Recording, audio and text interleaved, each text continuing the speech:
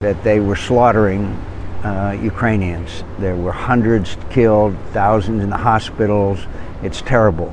Poroshenko had no choice but to agree to a ceasefire. What is going to happen? I predict to you that it will be another step in Vladimir Putin's strategy to separate eastern Ukraine from Ukraine and perhaps a land bridge to Crimea. No, it's a very bad result. And again, we would not send weapons to the Ukrainians when they were begging for them. We wouldn't even give them intelligence because we didn't want to, quote, provoke Vladimir Putin. By showing weakness, we provoked Vladimir Putin. Who do you mean by we? The United States? The United States working with the EU? And of course the Europeans, but I wasn't surprised about the Europeans. I was deeply disappointed in the United States of America when they begged us for defensive weapons, and they wouldn't even do that. In fact, it was almost comical. They sent MREs.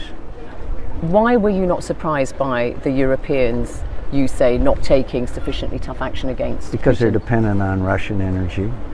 It's obvious. It was obvious.